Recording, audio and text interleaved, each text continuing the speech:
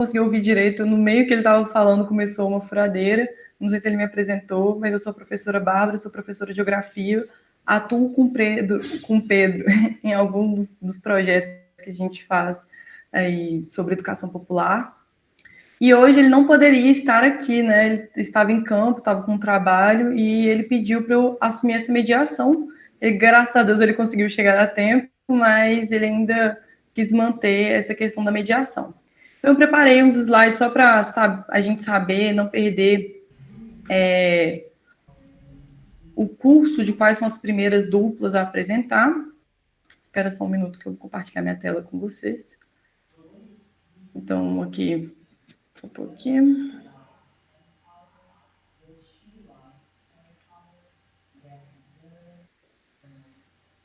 Então, o seminário de vocês, seminário que o Pedro falou que era 1+2, né? De economia da alimentação. E o primeiro texto é o texto do Josué de Castro, Geografia da Fome. A dupla que irá apresentar é Fernanda e Bruna. Só um minuto, porque tem pessoas entrando na nossa reunião, tem que permitir. A primeira dupla vai ser a Fernanda e a Bruna. E, como disse o Pedro, reiterando, podem ficar tranquilos. Quem tiver webcam e quiser falar para as pessoas, esse contato mais humano, abrir a webcam, a gente vai adorar. Então, podem se sentir à vontade para abrir as webcams, abrir os microfones para a gente conversar, debater de forma bem tranquila, já os textos, o que vocês acham. E é isso, então, dupla 1, Fernanda e Bruna, vocês já estão prontas? Vocês têm slide? Como vão fazer? A gente já está pronta, sim. Vocês têm slide ou vai ser um seminário mais oral? Não, a gente tem slide. Tá, então eu vou parar aqui, e aí vocês podem ficar à vontade. O seminário é de vocês, né? O protagonismo é de vocês, tá bom? Vou desativar minha câmera e meu microfone, e vamos lá.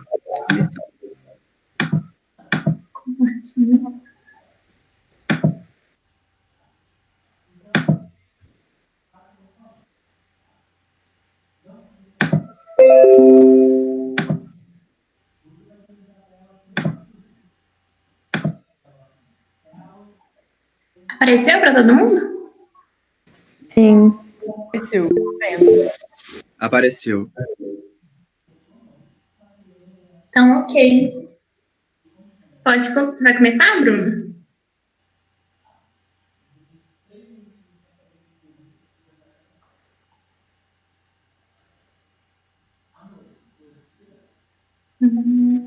Gente, só uma coisa que eu esqueci de acrescentar, você tem 20 minutos para apresentar e 10 minutos de debate depois. Eu acho que o Pedro já deve ter falado com vocês, então vou estar cronometrando o tempo.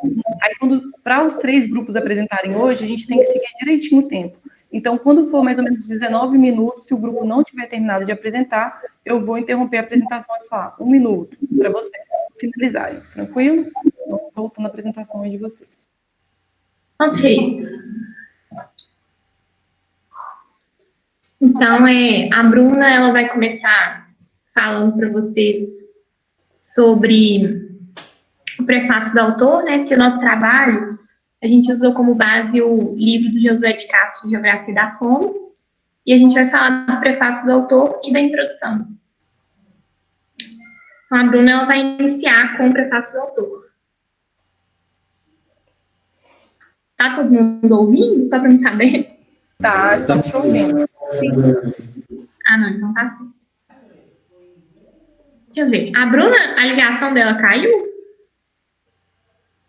Vou ver aqui se ela não está presente. Espera só um minuto. Porque ela já tinha entrado.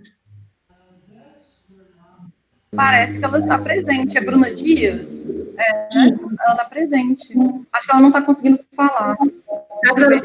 Agora? Agora está dando, Bruna. Tá. Acho que era o fone que não estava conectado, então.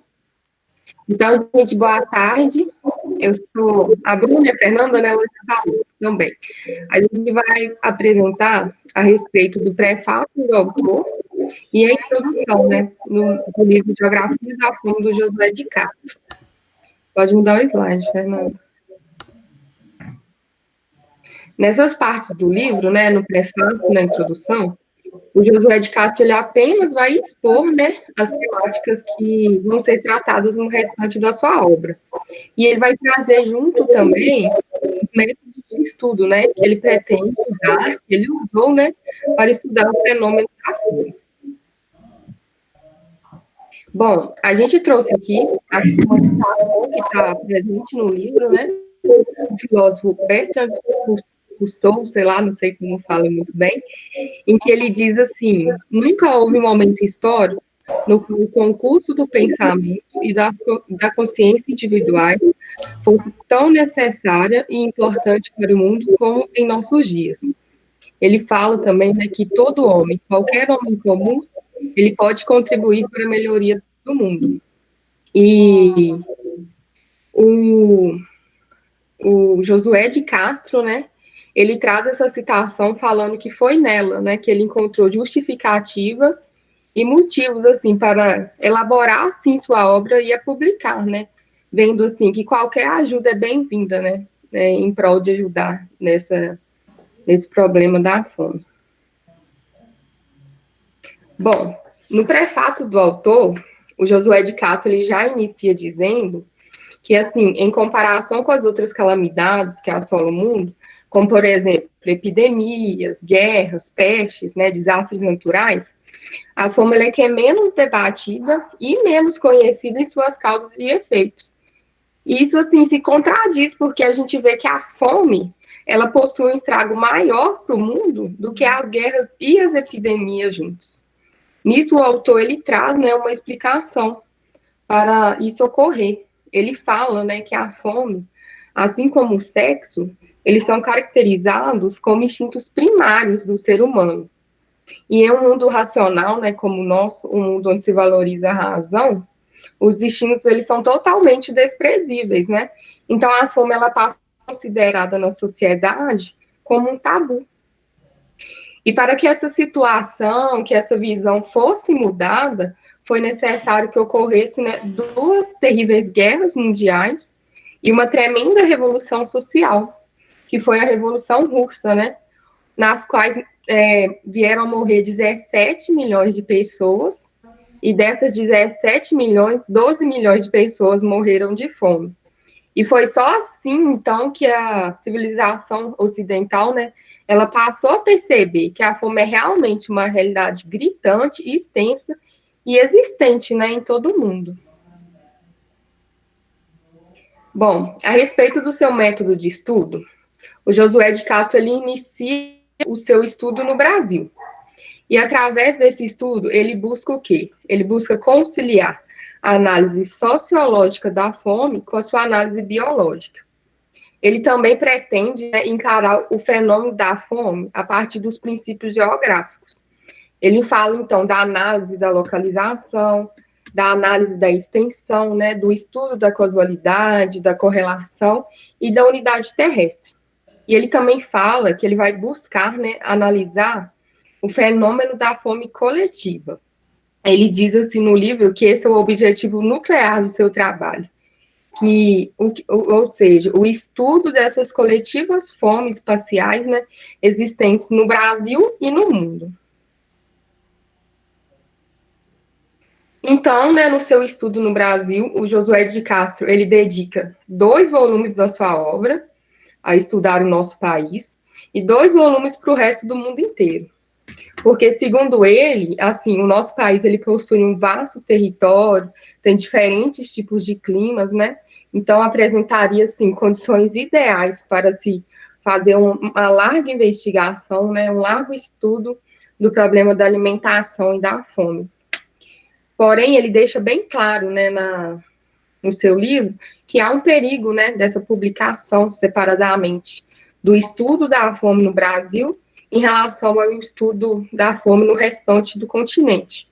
Porque ele fala, assim, que isso pode levar a uma visão equivocada, né, das pessoas, de que as condições de vida no nosso país são, tipo, mais graves e mais difíceis do que no resto da América Latina. E isso seria um pensamento equivocado, né, que não é verídico, porque na maioria dos países da América Latina, em que o Josué de Castro, né, o autor, ele aplicou os seus estudos, ele conseguiu constatar que esses países, eles têm as condições ou idênticas ou ainda mais precárias do que o Brasil em relação à fome. Nesse estudo também a respeito da América Latina, ele constata, né, que a América Latina é uma das poucas regiões do mundo onde a produção agrícola ela não tem acompanhado o aumento populacional. Então, assim, no seu estudo do Brasil, né, na qual ele dedicou 2 volumes, ele vai dividir o Brasil em 3 tipos de fome. Ele vai considerar, então, que a área amazônica e o Nordeste açucareiro, eles possuem uma fome endêmica. Ele considera que o sertão nordestino possui uma epidemia de fome e que o centro-oeste e o extremo sul são áreas de subnutrição. Além dessa divisão, ele também analisa as carências nutricionais de cada área do Brasil no seu estudo. Então, gente, nessa 9ª edição, né, do Geografia da Fome, eles vêm nos mostrar a transição, né, do Brasil de um país dependente para um país que está iniciando a sua industrialização. Eles trazem para a gente, então, uma nova formulação da realidade do Brasil atual e da atual conjuntura também econômica e social do mundo. Dessa forma, então, eles buscam, né, o seu estudo tem como foco analisar os efeitos atuais e futuros, né, desse tipo de desenvolvimento econômico que o Brasil está vivenciando. Eles têm o objetivo também de ver, né, se há alguma necessidade de reajustá-lo em algum ponto, para buscar, tipo, corrigir algum desvio, algum desequilíbrio, que pode vir a criar, tipo, sérios impactos no verdadeiro objetivo, né, que é o progresso e o bem-estar social das populações nacionais. Então, assim, eles esperam que, dessa forma, o método, né, de estudo da obra do Josué de Castro consiga trazer alguma luz, algum progresso a este angustiante problema que é a fome. Eles esperam isso fazendo o quê? Mostrando até que ponto, né, o progresso econômico realizado, ele tem sido favorável e até que ponto ele tem fracassado, né, no sentido de melhorar as condições de alimentação do nosso povo. A parte a respeito do prefácio do autor é isso, e a Fernanda vai falar mais para vocês a respeito da introdução.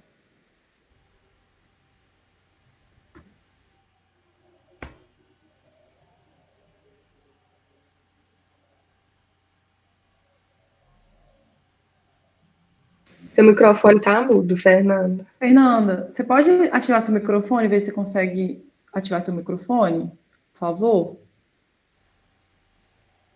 Senão você escreve. Deu, ótimo. Agora foi, né? Foi.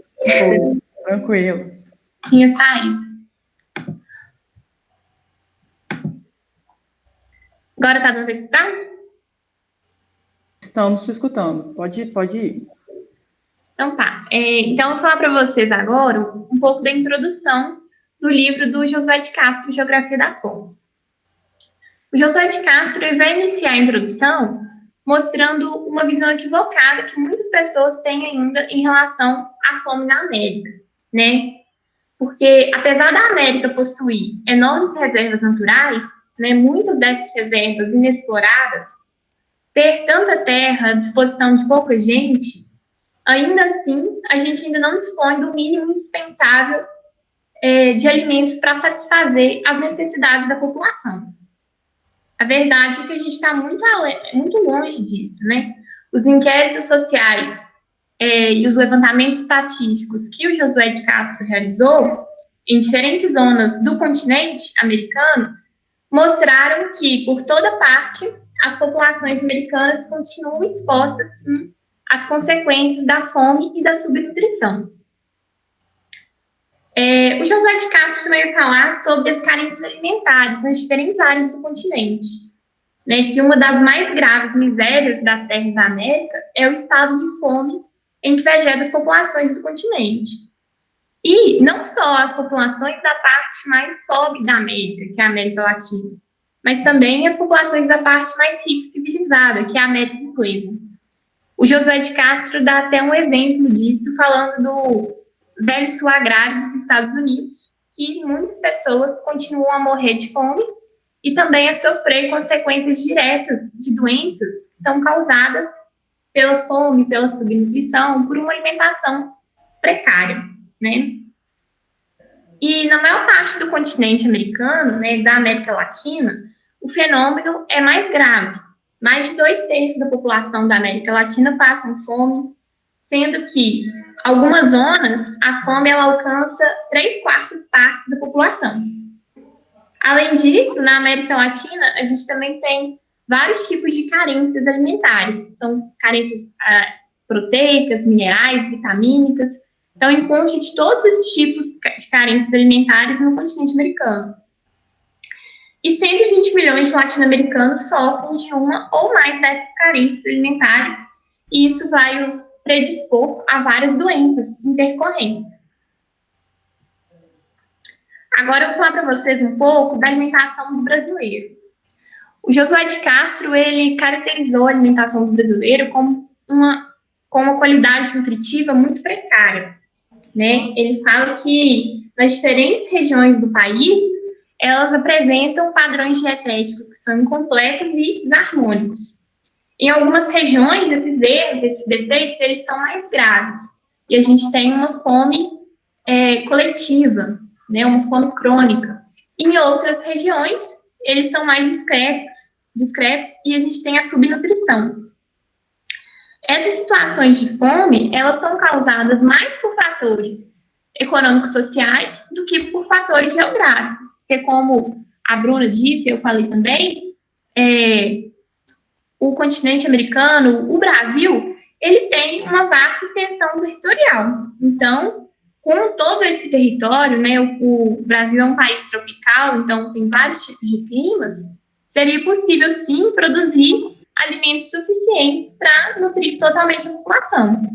Só que o que a gente percebe é que os nossos recursos alimentares, eles são deficitários, né, por conta de uma estrutura econômico-social desfavorável, que age sempre no sentido de não aproveitar racionalmente a nossa estrutura geográfica.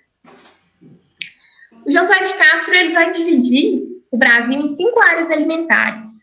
A área amazônica, né, a área da mata do Nordeste, a área do sertão do Nordeste, a área do Centro-Oeste e a área do Extremo Sul. Cada área dessa tem a sua dieta habitual apoiada em produtos regionais, mas nem todas dessas áreas são áreas de fome mesmo, né? E eu vou falar para vocês como que o Josué de Castro ele estudou a fome, né? Qual foi o método de estudo dele? Como que ele falou assim, essa área é uma área de fome mesmo? Ele usou de uma análise quantitativa, mais quantitativa do que qualitativa. Então, para o Josué de Castro, são consideradas áreas de fome aquelas em que pelo menos a metade da população apresenta nítidas manifestações carenciais no seu estado de nutrição. Então, essas manifestações elas podem ser permanentes, né? São áreas de fome endêmica, podem ser transitórias, áreas de epidemia de fome. Então, não vai ser o grau de especificidade carencial que vai marcar a área como uma área de fome, sim a extensão numérica que o fenômeno da fome incide. Então, para uma determinada região ser considerada área de fome, dentro do conceito de Josué de Castro, é necessário que as deficiências alimentares que manifestam nessa área incidam sobre a maioria dos indivíduos.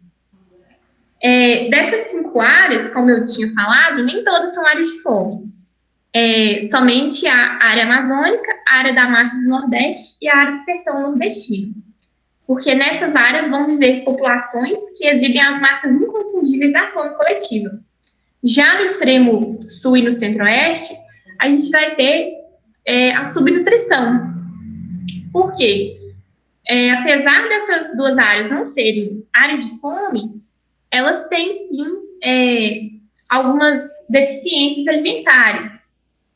Só que essas deficiências alimentares, não são pronunciados na coletividade, né? E sim manifestam esses desequilíbrios como quadros de exceção, atingem grupos reduzidos, determinadas classes sociais e não massas inteiras de população.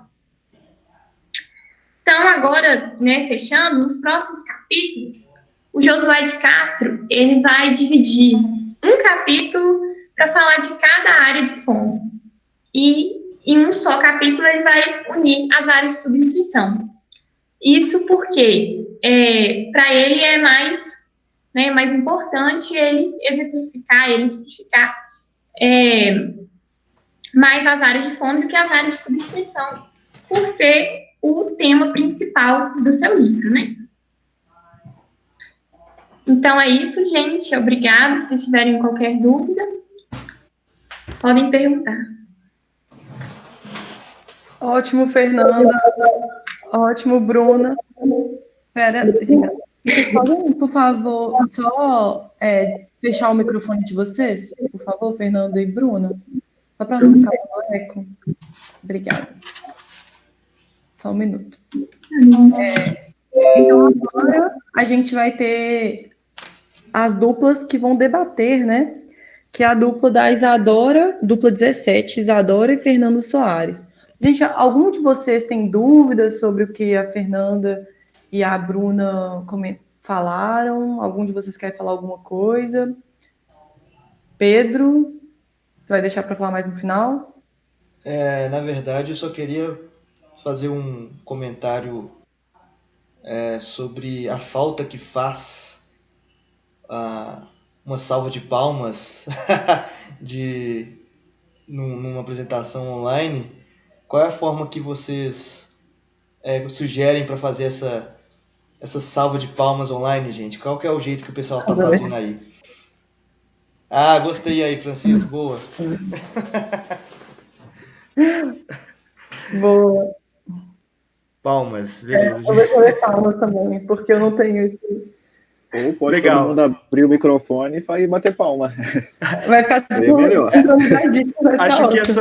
Acho que essa onda aí, esse ataque aí no chat, eu acho que é ótimo. Acho que isso faz falta, mas eu vou deixar para depois nos comentários. Tranquilo. E pode seguir aí. Então, agora a gente tem a dupla 17, Isadora e Fernando Soares, que devem debater o texto da Fernanda e da Bruna. A apresentação, mais o prefácio do autor. Oi, gente. Boa tarde. Boa tarde. Boa tarde. Podemos começar? Bora. Pode começar. Eu e a Isadora achamos alguns pontos muito relevantes no texto. Por exemplo, o fato de existir poucas informações sobre a fome no mundo e, por ser um tabu na sociedade, ela não é muito debatida. Contudo, é motivo de muitos conflitos, guerras e epidemias. Além disso, outro ponto que chamou nossa atenção é como a distribuição de alimentos se tornou altamente mercadológica e capitalista, de modo a não se preocupar com a saúde da população. Isso. Gente, sim, se minha internet travar, vocês me perdoem que hoje está ruim aqui, mas aí vocês me falem no chat. Então, sobre isso que a Fê falou, a gente conversou bastante sobre tanto a produção quanto a distribuição de alimentos, ela está muito voltada, principalmente na questão dos grandes produtores, para acúmulo aí do capital, e aí, às vezes, acaba que a saúde humana, a questão ambiental fica em segundo plano, né? E a gente acabou linkando isso muito com uma situação que aconteceu recentemente, que é sobre a questão do guia alimentar ter sido atacado aí pelo Ministério da Agricultura, e aí a gente só queria fazer um breve comentário mesmo, só contextualizando o tema, sabe, sobre isso, porque, assim, é uma situação muito triste, e o que acontece? A gente acha que, tipo, esse guia alimentar brasileiro, ele é uma referência mundial, essa classificação de acordo com o grau de processamento também, então, assim, A gente acredita que a linguagem é uma forma de poder muito grande. Então, quando você caracteriza um alimento como processado, como ultraprocessado, vem todo um significado por trás disso, que é a questão da artificialidade, do consumo excessivo fazer mal para a saúde, e isso não é nada atrativo para a indústria que está vendendo esse alimento, sabe? Então, a gente acha que esse ataque é muito nessa questão de, tipo assim, acabar com essa linguagem de ultraprocessado, porque ela carrega um significado muito pejorativo, e fazer com que o alimento ganhe, assim, um caráter de realmente um alimento bonzinho, sabe? Que não faz nenhum mal. Então é isso, sabe? Contextualizando, assim, um pouco a situação. E a gente queria fazer algumas perguntas também relacionadas a isso tudo que nós estamos falando. A Fê vai começar e eu vou concluir com algumas perguntas. Pode começar, Fê. A gente queria saber por que a fome é um fenômeno pouco debatido atualmente. Eu vou responder. Então, gente, eu acho que, tipo assim, além do que as meninas já falaram, né, eu tenho a mesma visão. Além do fato que o autor, ele traz, né, falando que a fome, tipo, ela foi considerada e é considerada por muitos ainda como um tabu, né, que, tipo assim, não se fala muito, um assunto que não se deve falar muito. Eu vejo também que tem um aspecto muito forte ligado, né, que são aspectos políticos e econômicos. Vendo que, assim, a minoria dominante, né, desse setor de alimentos que produz, comercializa, o interesse deles estão, assim, diretamente ligados realmente à produção para o lucro, né, para gerar capital. E não, assim, em produzir em interesse, tipo assim, da promoção de uma saúde pública ou de uma segurança alimentar, né, para a população, para a sociedade. Então, eu acho que tem sim esse aspecto, né, de ser considerado um tabu, mas o que é mais forte atualmente é essa questão mesmo econômica e política, que não dá o devido valor, né, ao problema da fome. Acho que minha opinião é essa a respeito. Sim, também assim, a questão da fome sempre é um assunto que vai muito pressionar o governo, né? E o autor também, ele fala no começo do livro que ele quer trazer também o assunto das fomes parciais. Que quando a gente pensa em fome, a primeira coisa que vem na cabeça, assim, na maioria das pessoas é uma imagem da África, né? Porque a gente tem essa noção da fome mesmo coletiva. E no Brasil a gente não pensa tanto nisso, mas a fome ela existe sim no Brasil, né? Como a gente provou aí para vocês. Então, o autor ele fala muito disso também, de trazer a fome parcial, a fome que muitas pessoas, mesmo comendo diariamente, ainda assim passam fome, têm deficiência de nutrientes, né?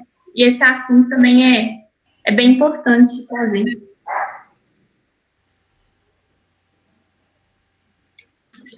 Gente, obrigada pela resposta. E fazendo outra pergunta aí, que também tem muito a ver com o que vocês acabaram de falar, por que assim, mesmo o Brasil, todo mundo sabe, possui um território muito extenso para produzir alimentos, por que ainda há muitos locais de fome? Então, no texto, né, o Josué de Castro falou muito da questão econômica e social do Brasil, né, mesmo tendo um território muito grande, tendo vários tipos de climas, a gente ainda não aproveita o território do Brasil, né? Então, isso vai muito de uma questão que, no nosso país, a gente tem uma desigualdade social muito pronunciada, concentração de terras, né? E isso também... E também, além da concentração de terras, da desigualdade social, a gente tem questão até que, da aula passada, né, que a gente falou aqui, do agronegócio, da agricultura familiar, que o agronegócio, ele é o que recebe mais investimentos, né? Só que o agronegócio não gera tantos empregos, não garante a segurança alimentar, não preserva a cultura da população, assim como ao contrário da agricultura familiar. Então, eu acho que mudar assim, o foco de investimento e lucro do agronegócio e dar mais atenção, dar mais investimentos à agricultura familiar, era, sim, uma alternativa para a gente diminuir essa questão da fome no nosso país, né? Porque a agricultura familiar, a gente fez uma pergunta quando teve participação especial, para a professora da participação especial, e perguntou para ela dos impactos da pandemia para os pequenos produtores. E ela falou que teve um efeito até contrário, que mesmo com a pandemia, né, como eles têm os próprios meios, né, de produção, eles têm a terra, podem fazer o plantio do alimento, e isso, mesmo com a pandemia, não impactou tanto a vida deles, né, eles continuaram tendo acesso ao alimento. Muito legal, meninas. E a gente tem mais uma pergunta, porque se vocês falaram de cinco zonas ou áreas, por que o autor, alimentares, né? Por que o autor não aprofundou muito em seu livro sobre as duas últimas que estavam no slide, que era o extremo sul e o centro-oeste, abordando mais as outras áreas? Então, as áreas que o autor mais focou foram as áreas amazônicas, né, a da mata e a do sertão nordestino, justamente por serem áreas de fome, né? Ele disse que as áreas que ele queria mais focar no livro seriam as áreas de fome, porque o método de estudo dele já era mais voltado para essas áreas, mas não seja importante, né, relevante, falar sobre as áreas de subnutrição. Então, ele vai falar sobre elas, só que somente em um dos capítulos, né? Já as áreas de fome, ele vai destrinchar para cada área, ele vai deixar um capítulo em especial.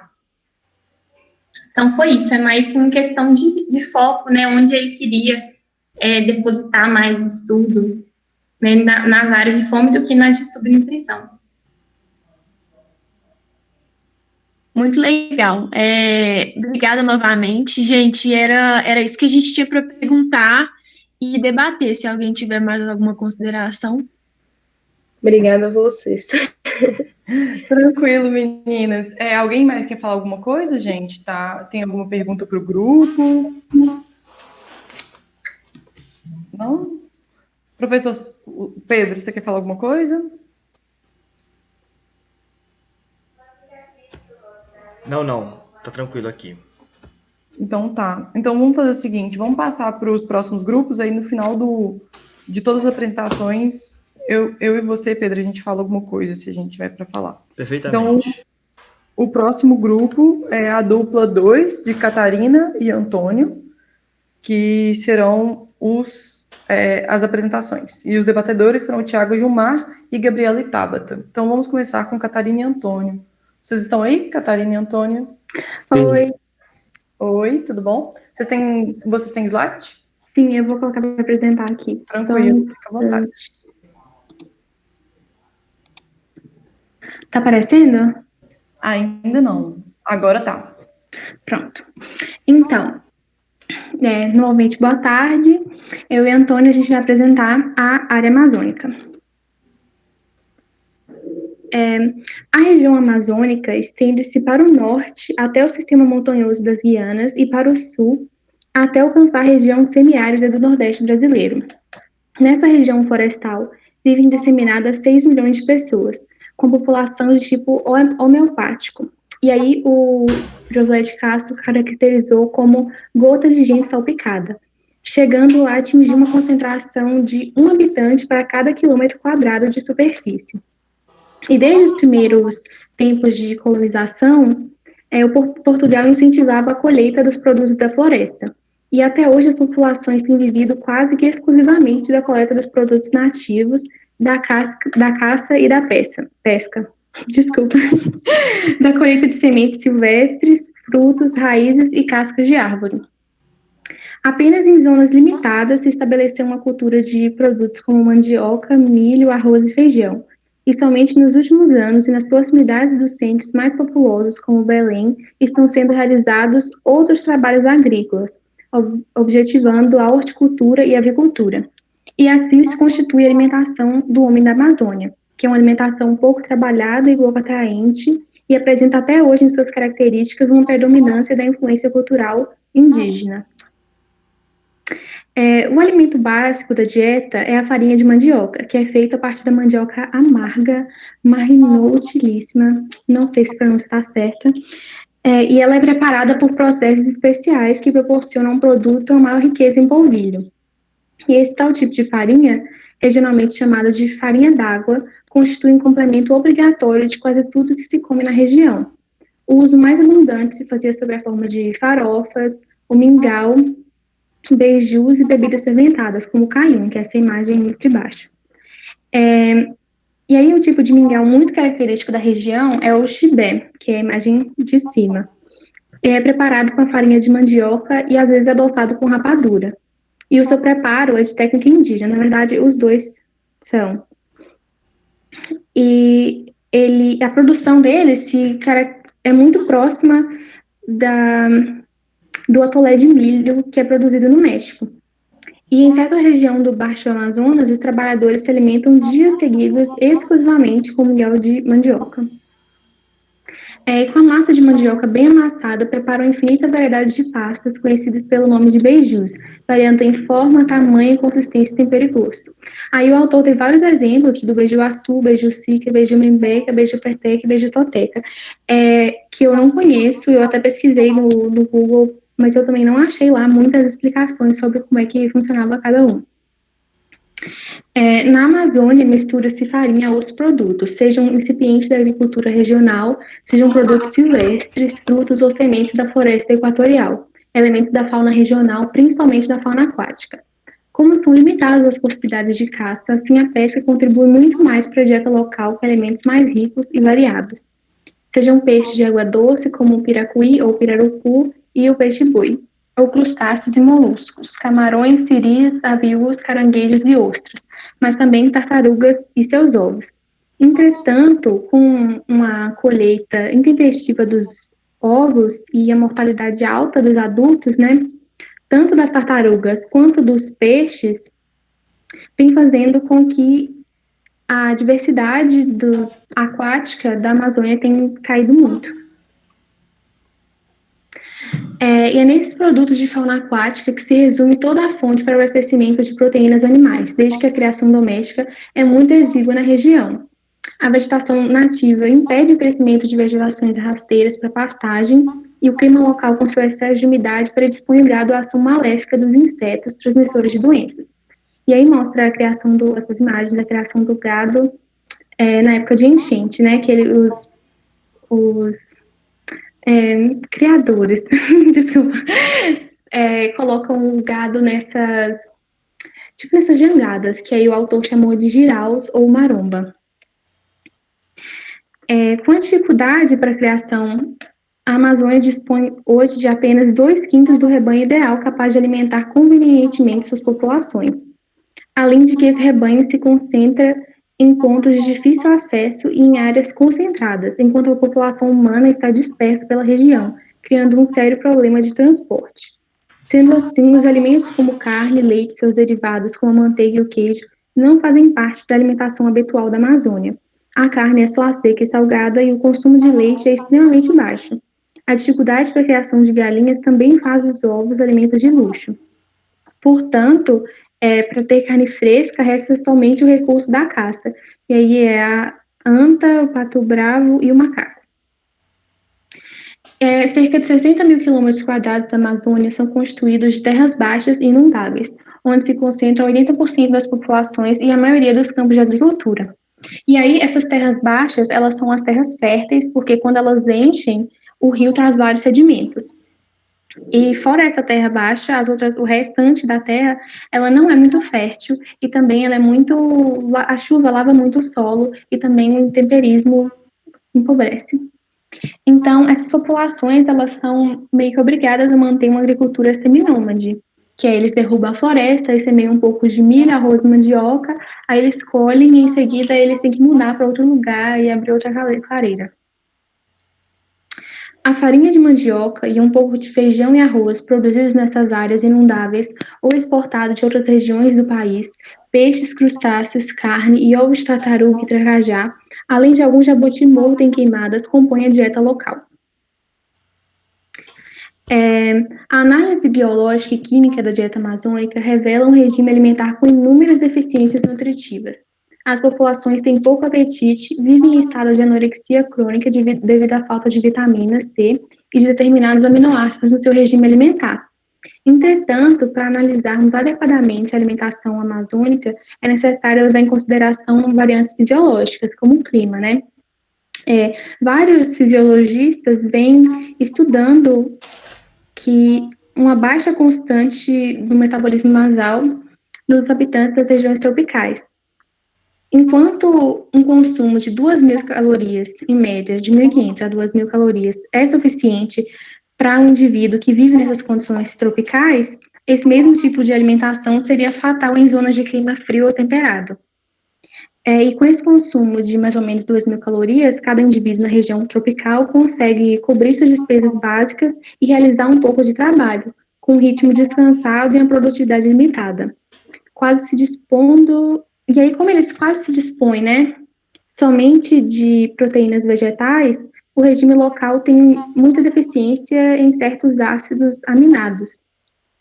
E essa deficiência, ela se revela pela estatura bem baixa. E aí o autor ainda fala que a população amazônica tem a estatura mais baixa da América do Sul. Bom, gente, agora eu vou falar minha parte.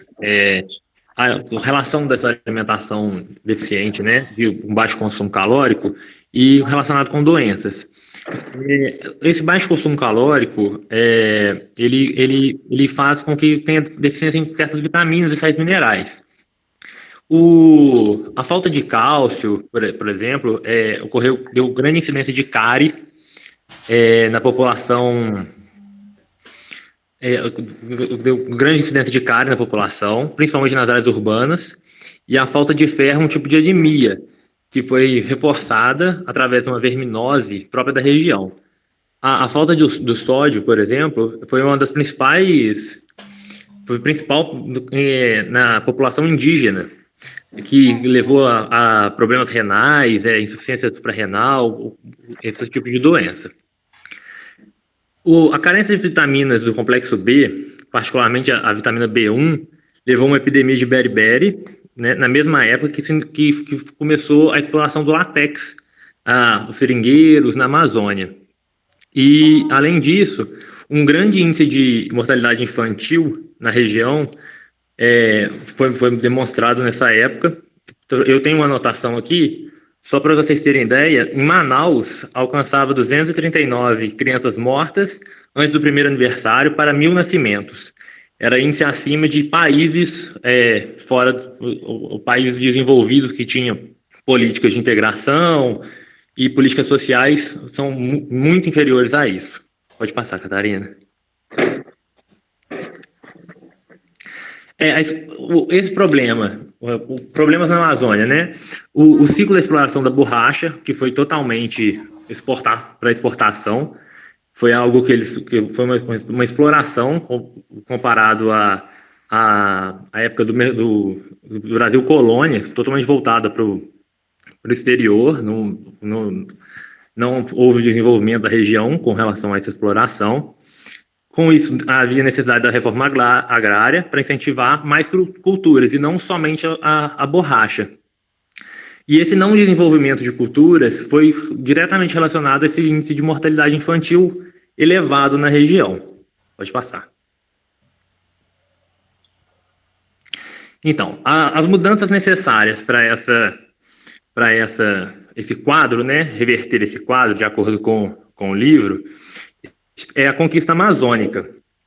Essa conquista amazônica, na verdade, seria... Epa, me perdi, só um minutinho. Essa conquista amazônica seria o desenvolvimento, tá?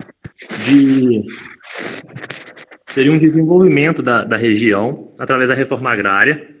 E essa reforma agrária, ela iria incentivar novas culturas, deixar de lado essa cultura do látex explorativa incentivar plantações de alimentos e com isso, com essa plantação de alimentos, desenvolver outras culturas na região que poderia resolver esse problema da fome na região amazônica. Junto a isso, seria muito importante melhorar a rede de infraestrutura e permitir uma integração econômica da Amazônia com o restante do país, levando desenvolvimento para a área, desenvolvimento para áreas, novas tecnologias. Pode passar. Aí, com esse desenvolvimento, ele promover a mecanização agrícola, introduzir técnicas modernas de acordo com as condições locais. Aí, com isso, seria elevada a produtividade das lavouras, melhorar ali o uso e a conservação do solo, teria técnicas de pecuária local aprimorada, uma indústria que poderia ser incentivada de frutos e hortaliças na região. Essa maior produtividade, como a gente viu em outras aulas, a gente precisaria de um incentivo, através de políticas de incentivo, como foi feito no Brasil com a Reforma Verde. Ele deveria ser feito nessa questão da Amazônia, para incentivar essa plantação nova, essas novas técnicas na região. Pode passar. O cooperativismo devia ser estimulado, com isso as cooperativas aumentariam, tiraria o poder apenas de grandes proprietários e aumentaria essa divisão, também junto com a reforma agrária, e os investimentos em pesquisas no ramo de bromatologia e nutrologia seriam fundamentais para a construção de políticas alimentares. Essas políticas alimentares iriam ajudar diretamente a população e evitar esse quadro de doenças que foi exposto anteriormente, falta de vitaminas, essa falta de alimentação adequada que foi dito. Pode passar. E uma conclusão do capítulo que a gente chega é que há um descaso com a região. Com isso, acontece um estímulo a práticas econômicas predatórias de cunho neocolonial, como o extrativismo, no caso da exploração da borracha, tanto legal quanto ilegal. Hoje em dia tem o carvão também, que entra nessa questão, e frequentemente são voltados para exportação, e não para aproveitar a região. A Amazônia ainda hoje é uma região a ser conquistada economicamente e demograficamente. Ela não tem uma população, um índice demográfico muito elevado, pelo contrário, é baixo. Então, assim, é uma região que não tem populações isoladas, essa integração não acontece, devido à falta da comunidade nacional. Eles não se comunicam com o restante do país. O José de Castro defende o desenvolvimento produtivo, o bem-estar social e o adensamento demográfico na região, sem descuidar, claro, da necessidade de proteção ambiental e da preservação das tradições indígenas, definidas a partir de políticas governamentais e de acordo com a realidade da população da região. Pode passar. E aqui está a referência, que é o livro. Sim. É isso, gente. Muito obrigada. Gente, obrigada a vocês. Parabéns. Palmas de novo. Tem que pôr lá, inundar de palmas de novo o chat. Pedro, você quer falar alguma coisa? Não, vou deixar os comentários para depois mesmo, tá bom? Tranquilo. Então, agora tem as duplas que vão debater esse texto, né? O capítulo 1 do Geografia da Fome, que são as duplas Tiago e Gilmar, e Gabriela e Tabata. Então, eu vou desligar aqui meu microfone de novo. Boa tarde. Primeiramente, parabéns pela apresentação. Antes que eu esqueça, eu queria só acrescentar, né, em relação à parte das doenças na região amazônica, a deficiência de vitamina A também tem causado muitos problemas visuais, né?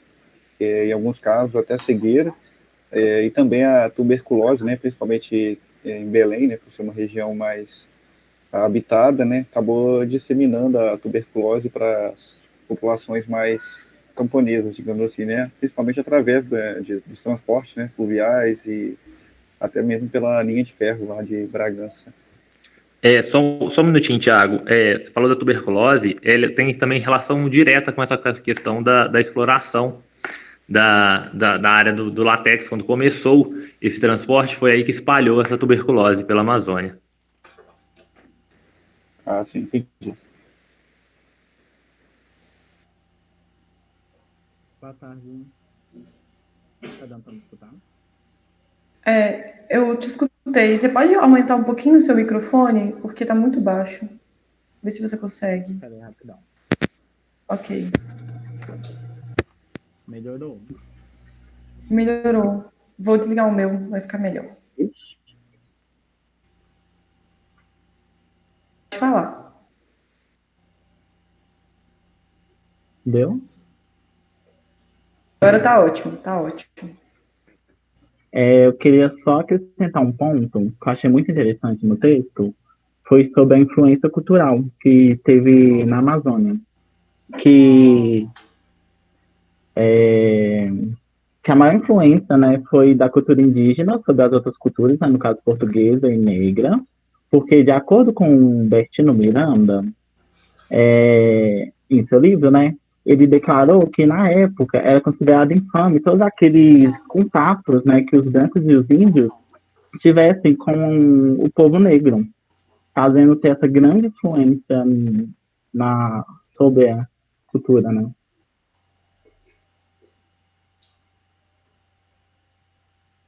É verdade, ele fala lá que a cultura indígena prevaleceu sobre as outras. E ele ainda até comentou que na época, assim, era discriminado, né, os brancos e os índios a casarem ou terem relações com negros. Sim, sim. E o legal é que vemos isso muito hoje em dia presente, né? Na alimentação, que vemos também na cultura, plantação e tal, e tal. Sim, muita alimentação, tipo aqueles negócios que eu falei da bebida fermentada e o mingau são de origem indígena e eu acho que o beiju também. Se eu não estiver errada, alguém corrige, por favor. Outro ponto também, aproveitando o gancho, que eu achei interessante no texto, foi em relação à população, né, indígena e a população negra em relação à população de pessoas brancas, né, no caso, principalmente em questão à luz solar, né, como a população negra possui mais melanina na pele, né, acaba se protegendo mais. E os indígenas, eles tinham um hábito, além de ter a pele mais escura, né, do que comparado às pessoas brancas, eles tinham algumas técnicas de usar como filtro solar, né, como gordura de animais, urucum. Achei isso bastante interessante também. E, no caso, esse também era um dos fatores que causavam mais sedentarismo, principalmente nos europeus, quando vieram, principalmente na época da exploração das seringueiras. Né?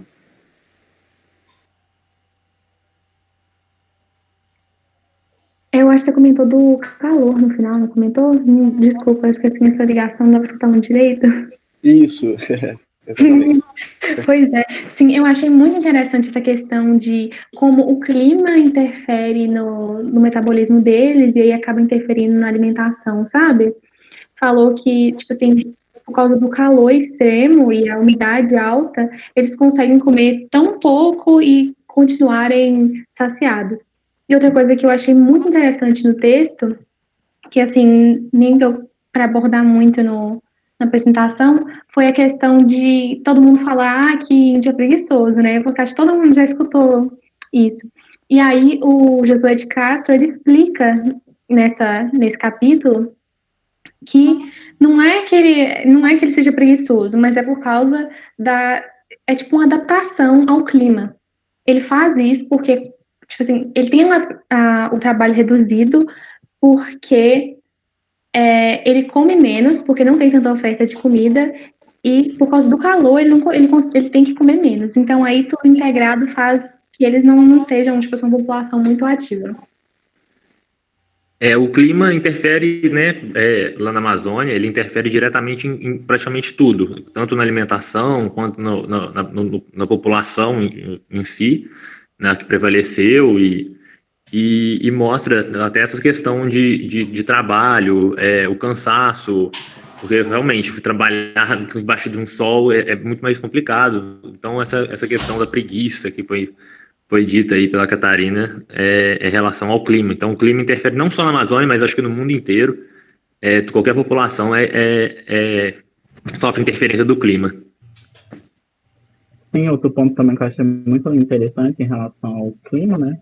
E o excesso de água é como isso influencia na concentração de suco e amadurecimento das frutas, né? Que também interfere diretamente na alimentação da população. Verdade, eles tinham até falado que as frutas nativas, assim, não tinham um sabor muito bom, né? Porém, falaram que as castanhas eram muito ricas em vitaminas. E outro fator que eu achei interessante foi que, eu acho que foi a castanha do Pará, que tem muito lá, um produto, assim, extremamente benéfico para a saúde, só que eles não consomem lá por causa do calor, que ela, tipo, meio que não faz bem para digestão. E aí ela é meio que destinada só à exportação para regiões com clima um pouco mais frio. Sim, eu li sobre isso. Fala que é porque do grande acúmulo de gordura contido na castanha. Muito legal. Mais alguém? Só mais um ponto também, só para ir concluindo. Uma coisa que eu achei assim, meio interessante e estranho ao mesmo tempo, né? Que o autor fala, né? No caso, eu não sei se ele está incentivando, né? O aumento da população da Amazônia, né? Criando agriculturas, né? De subsistências, né? E levando mais processo de higiene, até mesmo para a população se proteger das endemias que tem lá. Mas eu não sei se isso incentiva mais ainda o desmatamento, né? Com mais gente para lá, vai desmatar mais ainda. Então, eu fiquei assim, meio que uma controvérsia, digamos assim. Embora seria interessante, né, desenvolver mais uma agricultura de subsistência, né, para manter a população, principalmente no quesito nutricional, mas se isso também incentivaria ainda mais o desmatamento daquelas áreas. O desmatamento, a gente deveria pensar em uma população, no meio, né, de introduzir uma população em conjunto com a mata, em conjunto com o meio ambiente, e não algo exploratório e degradativo para a Amazônia, e sim uma população convivendo junto com a mata, não um crescimento gigantesco e desordenado da Amazônia, mas sim uma população crescendo de forma consciente, justamente para evitar essa devastação da mata. Mas se no Brasil, né, já começou tudo desordenado desde a época do descobrimento, né, então acho que teria que ter muita cautela nesse quesito, porque hoje em dia qualquer um ar que é falado é motivo para desmatar mais ainda a floresta, né, e a gente está vendo isso aí a cada dia mais, né, principalmente agora com essas queimadas aí que foram criminosas, né, e provavelmente com o intuito de aumentar mais a área de pecuária, né, infelizmente. Então no Brasil teria que ter uma política bem digamos, bem preparada para esse certo desenvolvimento, né? O que seria bom para a população que já mora lá, né? Mas eu não sei se seria tão bom assim para incentivar mais gente a ir para lá, né? Desenvolver a área toda. Né? Para mim, deveria ficar quietinha lá a área da Amazônia, bem preservada. E deixar só a população que já é nativa de lá mesmo. Mas... Pessoal, só interferindo, esse debate que vocês estão fazendo é central na leitura do Josué, e que depois, né, que do terceiro duplo apresentar, acho que valeria voltar nessa questão sobre o significado do Josué de Castro, a época que ele escreve, o pensamento dele, né, e o que nós vemos hoje, o que nós observamos atualmente, né, e tentar discriminar o que é a proposta dele, do que acontece hoje. Eu acho que esse é um tema que incomoda bastante, né? Observando o que acontece atualmente, mas também com a leitura do Josué, isso é bem intrigante. Acho bem central e bem pertinente o que vocês estão levantando. Quanto ao livro, ele fala que para esse desenvolvimento e esse adensamento demográfico é sem descuidar da necessidade de proteção ambiental e preservar as tradições indígenas também. E seria com as políticas governamentais e de acordo com a realidade dessa população.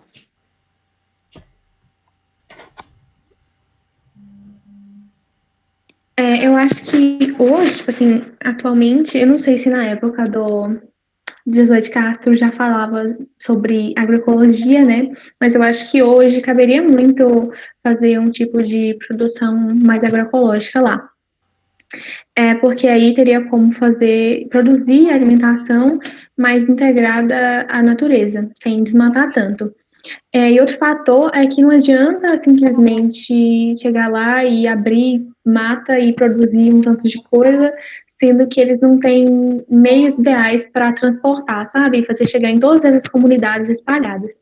Então, tem vários empecilhos e eu acho que precisaria ter muito investimento em política pública para mudar vários fatores que acontecem lá. Com certeza, nesse caso, eu acho que o principal empecilho mesmo seria a questão do transporte, né? Principalmente se a população começar a adentrar a mata, né? E aí ficaria cada vez mais difícil e com isso, consequentemente, haveria mais desmatamento. Por mais que eles criem políticas agroecológicas, o que no Brasil a gente já sabe que nunca dá certo, né? Ainda mais lá, eu acho que nesse caso aí, na minha opinião, eu deixaria a mata preservada. Deixar ela quietinha lá, sem mexer. Pessoal, a gente precisa encerrar esse debate, senão não vai dar tempo do próximo grupo apresentar e depois ter outro debate. Então, vamos deixar o resto das nossas dúvidas e questões para o final da aula, que eu acho que vai ser um debate muito legal e interessante. Então, agora eu vou chamar a dupla Lohane e Maria Luísa para apresentar a parte delas e a dupla Fernanda e Bruna para debater. Oi, pode falar. Desculpa interromper, mas é porque esse texto tem 2 debatedores, aí agora é minha dúvida. Ah, tá. Me desculpa, eu devo ter confundido aqui. Não, tranquilo. Então, se apoderem aí, podem pegar emprestado a nossa tela, colocar o slide de vocês e bora lá. Ok.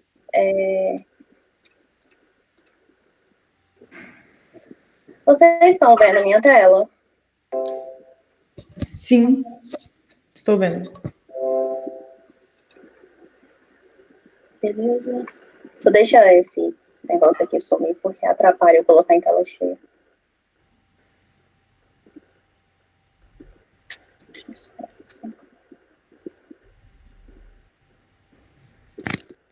Pode começar, Gabi?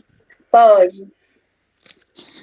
Bom, gente, então eu e a Gabriela, a gente optou só por complementar o texto da Catarina e do Antônio. Então, a gente vai falar um pouco sobre a Amazônia na atualidade.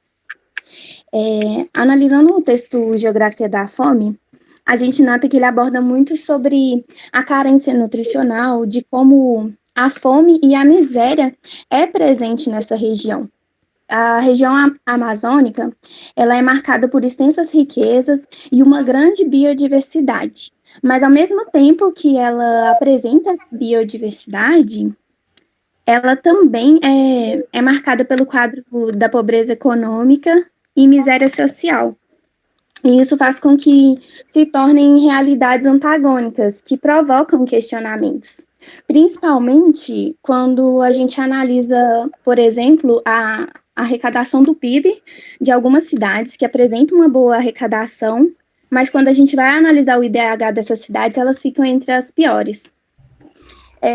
Então, analisando por que a fome e a miséria ela é tão marcante, algumas pesquisas mostram que o empobrecimento da região advém muito da extração predominante das riquezas naturais, que é uma exploração compulsiva, massiva e que acaba refletindo diretamente na reprodução da pobreza econômica, na exclusão social, na degradação ambiental, e isso não apenas no meio rural, mas também nas cidades. Então, essas atividades predatórias, elas focam muito no lucro imediato.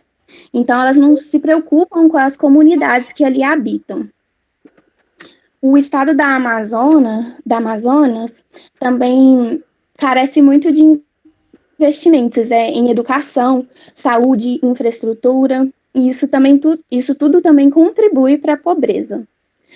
Dados retirados do artigo da Universidade Federal do Maranhão mostra que o estado do Amazonas possui o segundo maior PIB da região norte do Brasil e sua capital, Manaus, é o município com maior PIB da região norte, é o sexto maior do Brasil.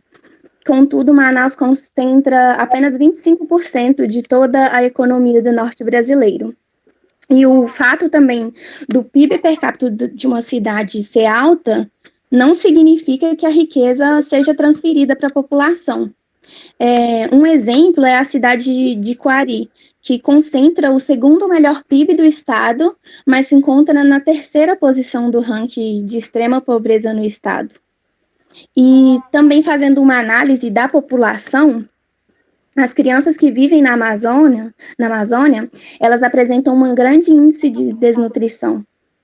Segundo o relatório do Fundo das Nações Unidas para a Infância, a Unicef, os indicadores apontam que de todas as regiões do país, a Amazônia é o pior lugar do Brasil para se viver uma criança, para ser uma criança, porque a região amazônica apresenta altos níveis nacionais de mortalidade infantil. Dados coletados da matéria BBC Brasil mostra que nos 9 estados da Amazônia Legal, cerca de 43% das crianças e dos adolescentes vivem em domicílios com renda per capita insuficiente para adquirir uma cesta básica de bens, contra 34% da média nacional. E quando esses direitos não são assegurados, essas crianças elas ficam vulneráveis, prejudicando não só a sua qualidade de vida, mas comprometendo seu futuro, limitando seu desenvolvimento. Então, a gente também pode perceber um contraste muito distinto quando a gente fala da população infantil, que apresenta esse quadro de desnutrição, e quando a gente vai olhar para a população já adulta, ela sofre com uma obesidade. Uma pesquisa feita pelo Vigitel em 2018 mostrou que 57% dos adultos da região de Manaus apresenta excesso de peso e coloca a capital como uma das capitais brasileiras com maior incidência de obesidade. E fazendo um paralelo também com isso, algumas populações indígenas também já se encontram com sobrepeso e obesidade. Que esse cenário ele mostra como a inserção de produtos industrializados nas tribos indígenas e também na população local é presente, porque algumas tribos elas já não caçam, não pescam e nem cultivam seu alimento como antigamente. Então, atualmente, elas consomem esses alimentos industrializados com muito carboidrato, açúcar, e esse comportamento demonstra uma realidade de sedentarismo e má nutrição, que contribui com essa obesidade e, consequentemente, para a geração de doenças crônicas. Então, é muito questionável, porque desde que a natureza ela se transforma em mercadoria, o homem ela vem destruindo, sem se preocupar com o futuro. Então, eu acho que é preciso que as entidades governamentais tenham um olhar mais sustentável, voltado para a população local e para o meio ambiente. Agora eu vou falar, gente, das questões da agropecuária.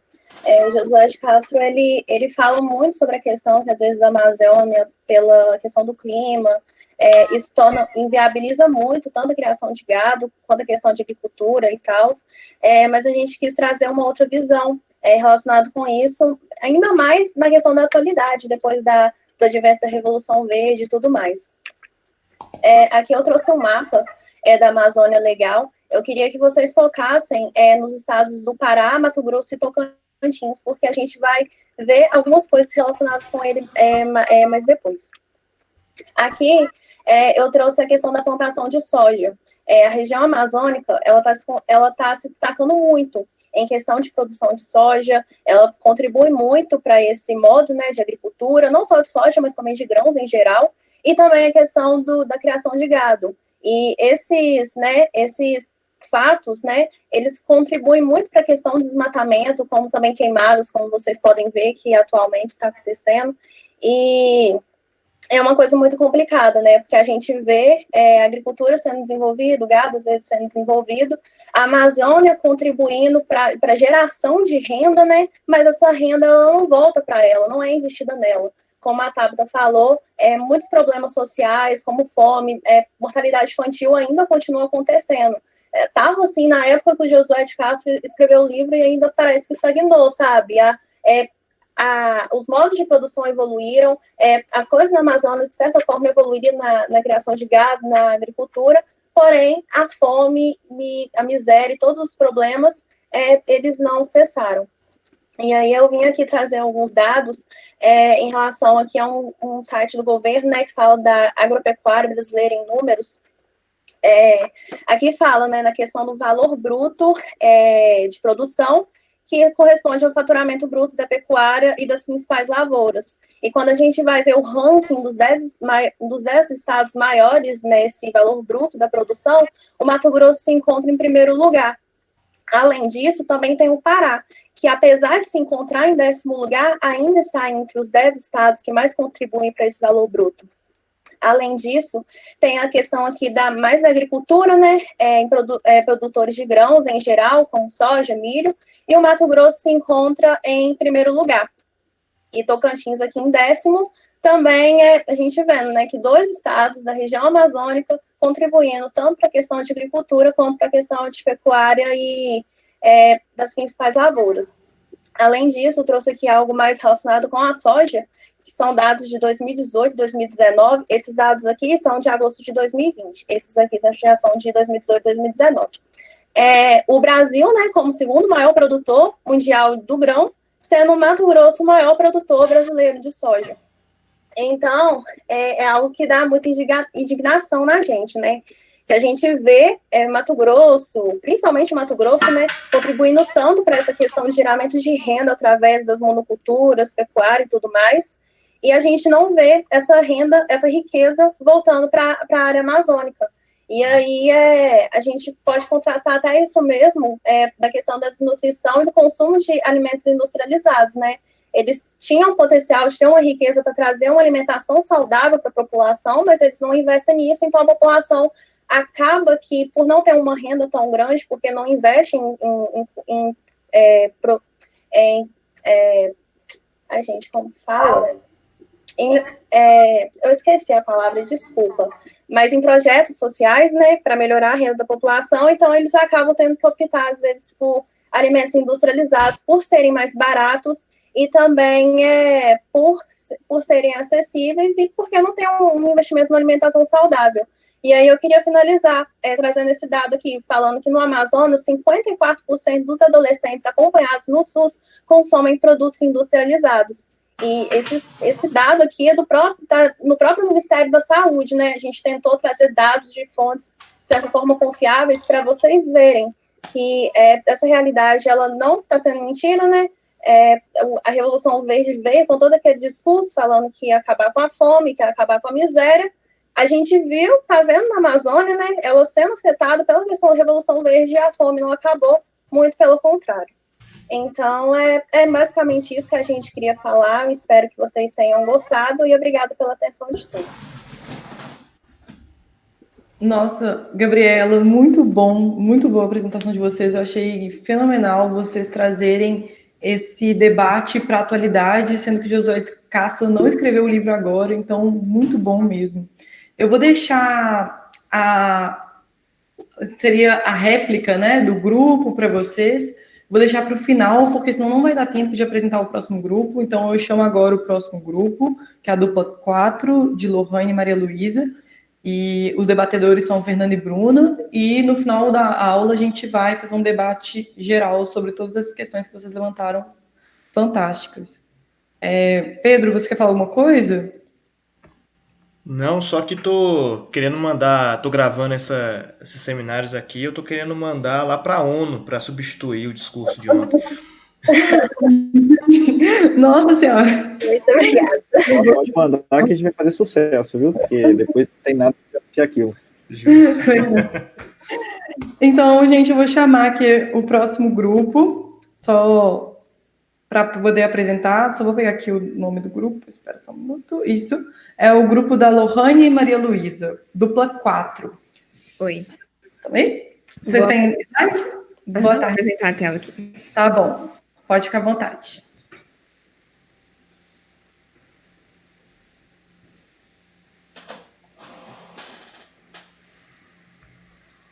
Gente, só um detalhe, só queria fazer uma justificativa. Nós vamos sair um pouco do tema do Josué de Castro, vai ser cortado no meio. Isso foi uma pequena confusão sobre entrada de pessoas, saída de outras da matéria, e na tentativa de tentar facilitar para quem ia chegando e para quem ficou desfalcado, né, devido aos grupos que foram desfeitos e tudo mais, acabou gerando essa confusão. A continuação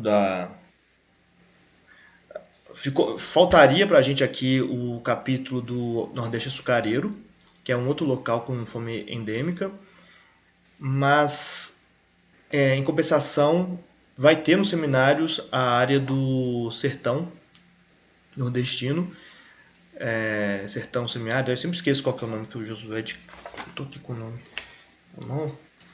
Que é o grupo, o sertão nordestino, que uma das últimas duplas vai apresentar. Esse texto que vai ser apresentado agora pela Lohane e pela Maria Luísa, na ordem, talvez o ideal seria ter sido o primeiro texto do seminário, porque, bom, não vou falar o porquê não, porque a dupla talvez já deixa isso explícito, mas devido a essa reorganização, né, eu inseri esse texto porque eu acho ele fundamental para essa discussão sobre o que é fome, o que é escassez, a invenção da escassez também, né? Não quero atropelar o grupo, mas só justificando essa desordem das apresentações, que foi por minha causa mesmo, mas vamos lá. Vocês estão vendo a tela? Estamos. Então, beleza. Pode ir. Boa tarde, gente. Nosso seminário, meu e da Lohane, é sobre o texto do Marshall Salins, Sociedade Afluente Original. Pode passar. Para começar a nossa apresentação, a gente trouxe uma pergunta aqui. Gostaria que vocês respondessem sobre o que vocês pensam quando vocês pensam no período paleolítico. A gente queria direcionar a pergunta através de umas imagens. Pode passar, Alan. Essas imagens elas foram retiradas do filme A Guerra do Fogo, que a maioria da gente assistiu com a professora Vanessa, né, em Alimentação e Cultura. A gente queria que algum de vocês falassem sobre o que vocês pensam quando vem na cabeça de vocês o período paleolítico, mais direcionado aos hábitos alimentares dessas sociedades e a cultura alimentar. Se alguém puder falar, por favor. A primeira coisa que vem na minha cabeça é a herança genética que eles deixaram para nós, né? Que é a questão de como eles se alimentavam poucas vezes, eles precisavam acumular muita energia, acabava acumulando tecido adiposo, né? E isso veio na nossa herança aí genética, né? Por isso que a gente acumula tanto tecido adiposo. Entendi. Então, gente, para a gente iniciar a nossa discussão, guardar isso aí que vocês falaram, o que estão falando no chat também, para a gente começar a discutir o que o texto traz e o que o texto defende. Para a gente iniciar, é importante a gente definir algumas questões tratadas no texto referente aos períodos paleolítico e neolítico. O paleolítico é também chamado de idade da pedra lascada pelo processo que eles faziam com a pedra mesmo para produzir ferramentas. Esse período ele estendeu-se de 3 bilhões de anos atrás a 10 mil anos antes de Cristo. Foi nesse período que foram produzidas as primeiras ferramentas usadas pelos hominídeos, como eu disse, lascando as pedras. E esse período, tendo em vista que ele teve uma longa duração, teve a presença de 3 principais espécies, digamos assim, dos hominídeos, que foram o Homo erectus, que foi o primeiro a ficar numa posição ereta, o Homem Neandertal e o Homo sapiens. O período paleolítico ele é dividido em 3 fases. Então, o que a gente colocou aí foi as principais características de cada fase. Mas ao final do período paleolítico, novas ferramentas foram sendo elaboradas com o uso do fogo sendo mais difundido. Eram produzidos objetos como estilo um anzol, que eu dei uma pesquisada, como se fosse um anzol, que eles usavam para caça, tipos de lâmina, agulhas também. E no período paleolítico, o que se destaca, né, para caracterizar as sociedades é o nomadismo, a caça e coleta. Ou seja, eles não ficavam presos a uma região, a um habitat só.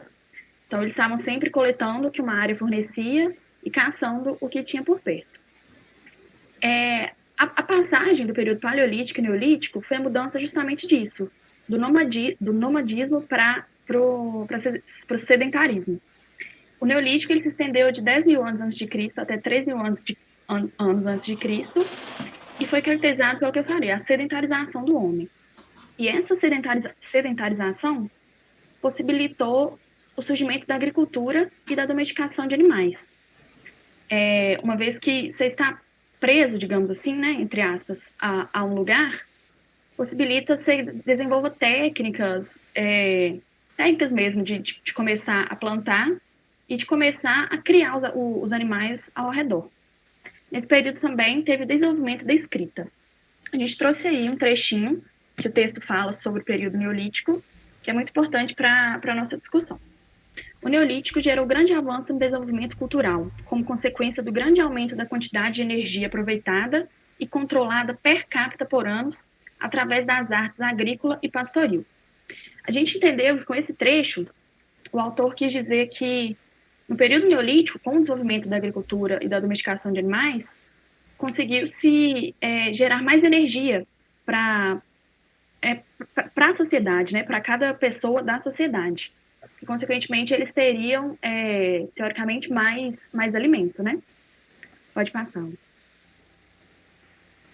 E para a gente começar a falar sobre o título do nosso texto e denominar também, conceituar o que é sociedade e afluência, a gente trouxe aqui um significado que é dito no texto, que é sociedade em que todas as necessidades materiais das pessoas são satisfeitas. É deixado bem claro no texto que esse significado ele é do senso comum, também, o que não quer dizer que ele está errado. E essa sociedade com as necessidades satisfeitas pode ser através da alta produção ou através do reduzido desejo, ou seja, tendo um padrão de vida, digamos, mais baixo, entre aspas também. É até dito nesse trecho explicando sobre a sociedade e a afluência, que esse reduzido desejo pode ser comparado ao estilo de vida zen, em que as necessidades humanas dessas pessoas que vivem esse estilo de vida são atendidas facilmente e eles, digamos que, se satisfazem com isso, porque eles têm os desejos mais reduzidos. Eles têm um estilo de vida que busca menos, digamos assim. E também é afirmado no texto, que é onde ele começa a defender, que, na verdade, examinada de perto, a sociedade de caça e coleta é a primeira sociedade de afluência. Pode passar.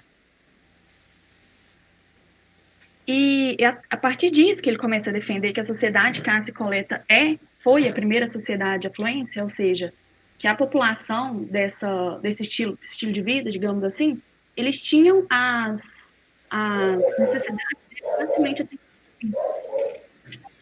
Pelo que muitas pessoas pensam, o pensamento, acho que em geral da população, a gente não pensa isso. A gente pensa que essa sociedade estava o tempo todo lutando, né, pela sobrevivência.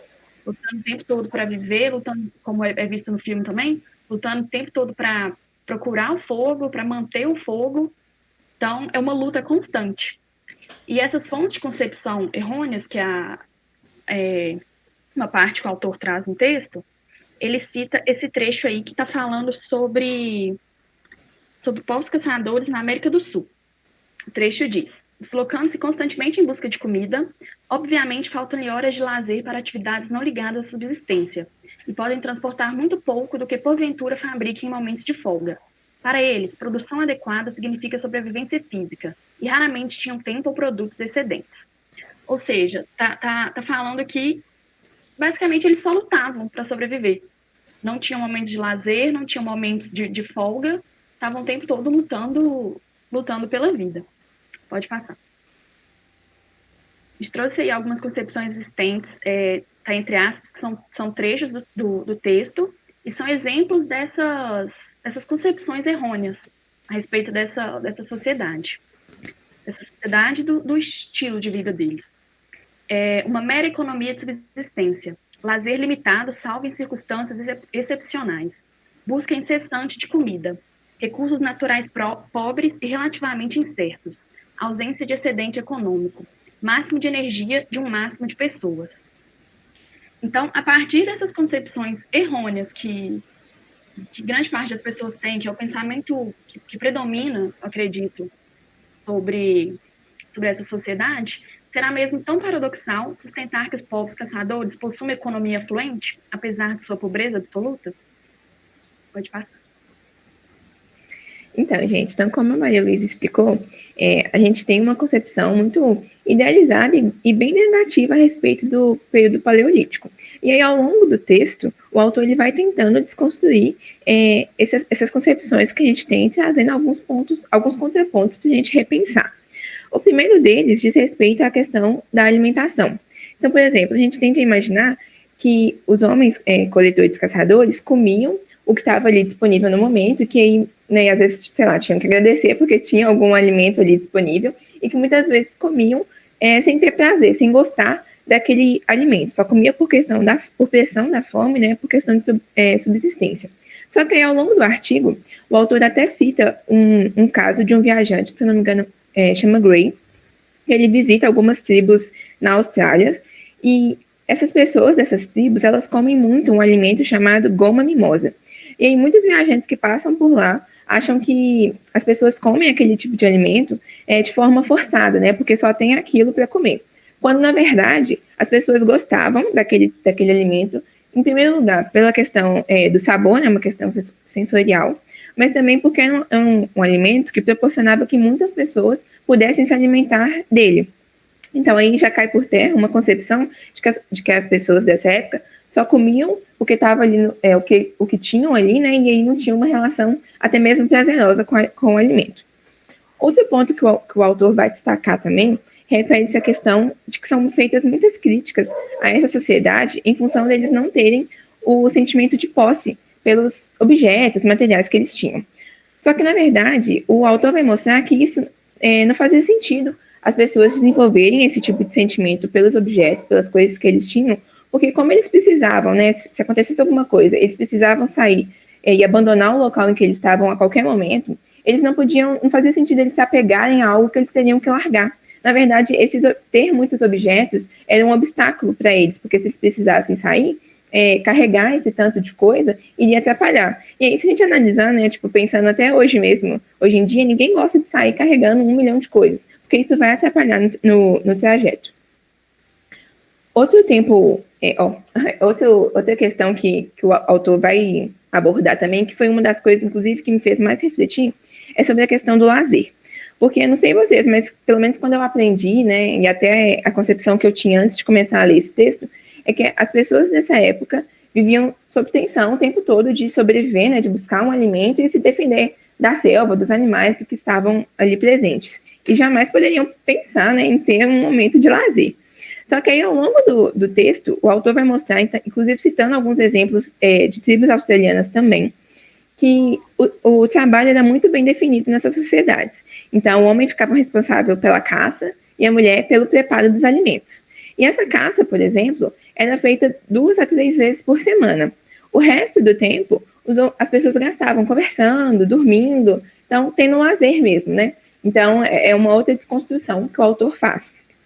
E, por fim, o autor fala que os homens viviam numa espécie de abundância material. A gente acha que por eles viverem, né, no ambiente natural não tinha muitos recursos, mas, na verdade, eles adaptavam o que eles tinham, né, madeira, bambu, essas coisas, ao que eles precisavam. E, ou seja, o homem caçador-coletor, né, a gente acha que ele tinha os desejos reprimidos ou não tinha suas necessidades atendidas, só que, na verdade, essa questão de ter posse, de ter bem material, é muito uma concepção construída com a nossa sociedade burguesa, né? com as características da nossa sociedade. E aí, o autor, ao longo do artigo também, ele vai falar alguns contrapontos em relação à nossa sociedade atual. Então, o autor, ao longo do texto, ele cita a seguinte frase: o que dizer do mundo atual? Diz que metade da humanidade vai dormir com fome todas as noites. E aí eu dei uma pesquisada e um relatório da ONU de 2019 mostrou que mais de 820 milhões de pessoas passam fome no mundo. Então, a gente criticava, né, o fato da sociedade coletora-caçadora às vezes se alimentar de algum alimento ali que eles não gostavam, e aí a gente julga, né, atribui um sentido negativo a isso, quando, na verdade, na nossa sociedade tem muita gente que nem acesso ao alimento tem. Outra coisa interessante que o autor fala é que a escassez é a sentença decretada por nossa economia, no sentido de que a gente tem muitos recursos tecnológicos, está sempre inovando e sempre produzindo muitas coisas, mas, ao mesmo tempo, a gente nunca está satisfeito porque a gente está sempre querendo alguma coisa, a gente está sempre desejando, comprando novas coisas. E, na verdade, assim, tem pessoas na nossa sociedade que nem têm esse direito de querer por mais coisas, porque eles acessam um mínimo de recursos.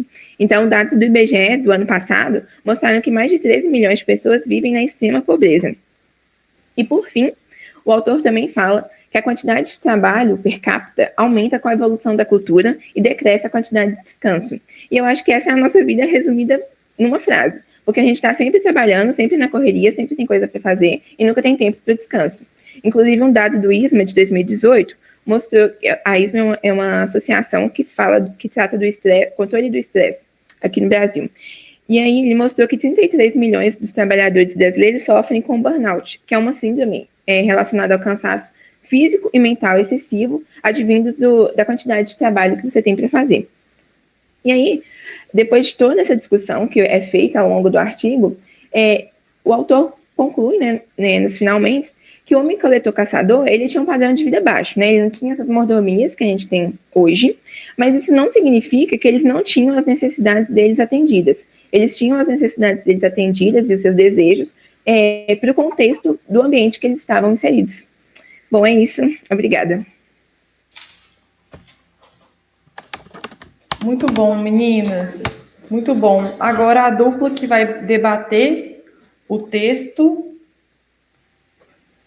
Ela já está aí? Tô aqui, sim. A Fernanda e a Bruna, né? Elas foram primeiro. Palmas, gente. Palmas para vocês. Parabéns pela apresentação. Então, pode ir, Fernanda e Bruno. Vocês têm 10 minutinhos.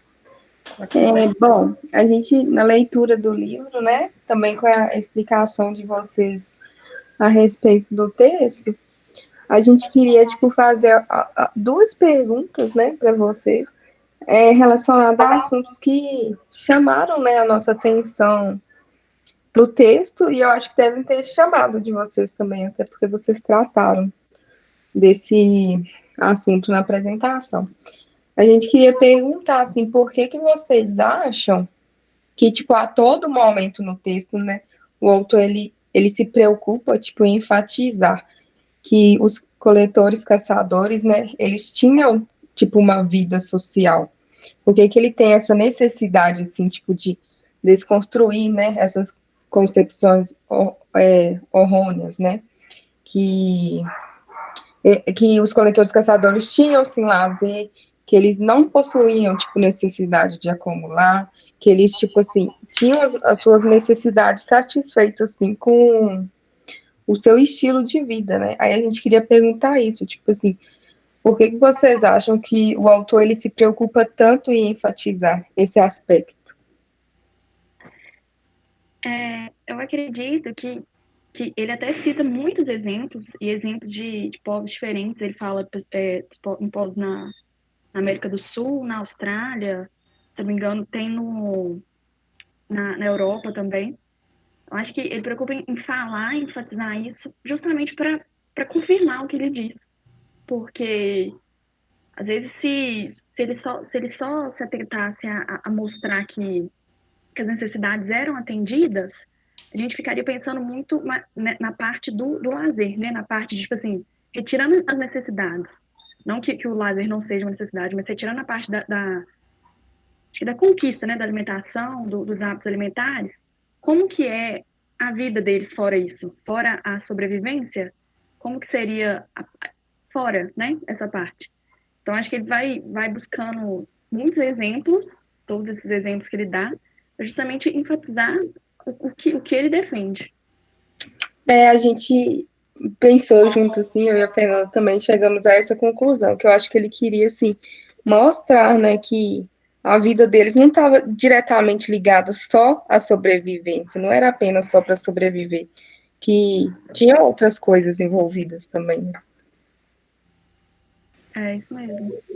Até porque eu acho que essa é uma concepção muito forte, muito enraizada que a gente tem, né? Assim, a gente trata o período paleolítico, a passagem do período paleolítico para o neolítico como uma evolução na nossa história, né?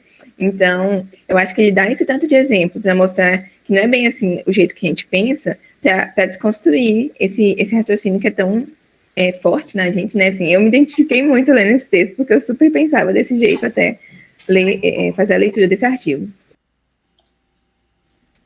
Então, meninas, eu achei muito interessante tudo que vocês falaram, achei muito completo. E uma parte que chamou assim, minha atenção foi quando vocês falaram do lazer, né? Que a vida dos coletores-caçadores não era só, não se baseava só na caça e na coleta. E eles também tinham esse momento de lazer. Então, vocês acham assim que a rotina do homem coletor-caçador ela era uma rotina mais intensa do que a do homem moderno? Ou vocês acham que hoje em dia a tensão é muito maior?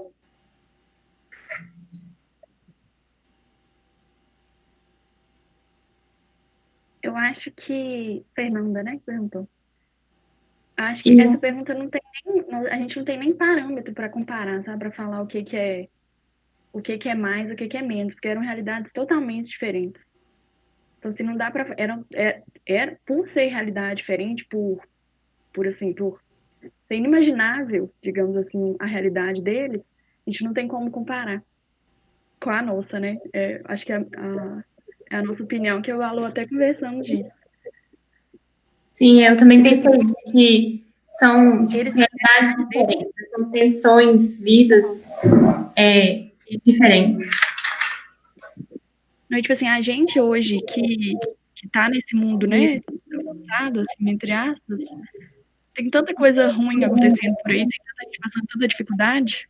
Então, assim, não dá para falar que a gente, sei lá, de alguma forma melhor. Não, ok. Mais alguma dúvida? Não, só isso. A gente achou o texto de vocês bem completo. Beleza, então. Gente, alguém quer completar alguma coisa? Alguém de outro grupo quer falar alguma coisa a respeito da apresentação das meninas? Tranquilo? Ô Pedro, você quer falar alguma coisa? Uma coisa você está sendo... Várias, né? Gente, hoje o nosso seminário foi um pouco mais espichado, tá? Acho que vou pedir a compreensão de todo mundo devido a essa demanda até que as primeiras duplas pediram para terem mais uma semana de preparação, então acabou condensando 3 duplas nesse dia. Então hoje realmente o seminário foi mais longo. Amanhã, né, nós já voltamos para o modelo normal, que é somente 2 duplas apresentando. E aí as aulas nós vamos reduzir, tá? Para não ficar tão puxado assim. Então amanhã nós vamos combinar de 3, né? Que é o horário da aula, até no máximo às 16, que é o horário das 2 duplas apresentarem com os debates. E aí, Bárbara, eu vou aproveitar que o povo está aqui, o povo já tirou hoje esse dia para esse seminário mais longo, e pensei da gente... Porque eu e a Bárbara, a gente estava conversando aqui em paralelo sobre se a gente deixasse os comentários para amanhã, ou, né, porque aí tomaria mais tempo, mas aí eu acho que vamos fazer um esforço para terminar esse seminário, porque eu acho que ele vale como o primeiro, merece essa estreia aí com mais tempo dedicado do nosso dia. Então, na realidade, Bárbara, eu queria passar para você comentários que vocês querem fazer sobre uma leitura geral dos seminários, do que você achou, e também comentários específicos dos textos. Claro, não vamos avançar muito no tempo não, tá, gente? Vamos ser bem breves.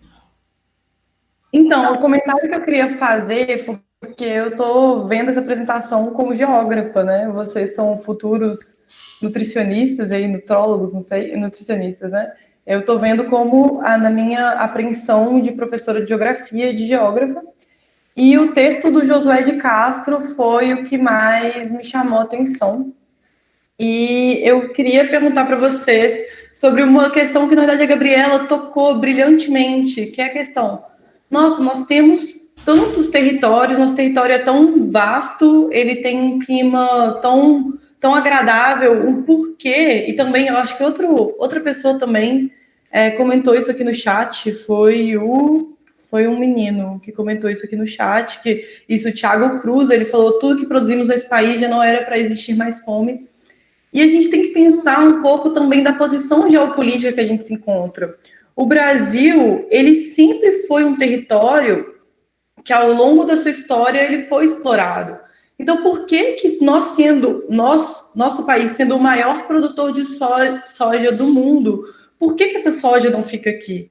Será que realmente nós não descobrimos meios de tratar a terra, meios de distribuir esse alimento de forma igualitária? Nós não conseguimos tratar a terra de forma igualitária também? Ou realmente não é uma questão geopolítica, não é uma ordem mundial que nós estamos envolvidos e que conforma essa situação? Então, eu quero, na verdade, é mais uma provocação para vocês pensarem de, quando a gente fala sobre essa questão do abastecimento de alimentos do Brasil, a gente pensar em que posição política o Brasil se encontra ao redor do mundo, entendeu? Nós somos um país agroexportador.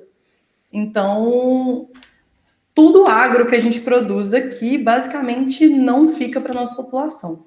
Então, na verdade, é só uma provocação para vocês pensarem aí ao longo do dia de vocês. Uma outra questão também, gente, é a gente pensar na questão que o Josué de Castro escreveu esse livro há bastante tempo, então ele tinha algumas conotações equivocadas, até o grupo da Gabriela também corrigiu algumas coisas, mas uma questão que eu queria falar com vocês é essa política, essa visão determinista, que o clima é condicionante a um determinado comportamento. Sim, o clima, ele tem uma grande importância na nossa vida biológica, nós somos seres biológicos, mas será que os recursos, eles realmente não estão, eles estão totalmente distribuídos de acordo com esse clima, sabe? Nós temos, por exemplo, um país que é Israel, que é um país extremamente desértico, e que a gente consegue produzir, tem uma alta produtividade de alimentos lá, porque até tem fazendas verticais, fazendas em prédios.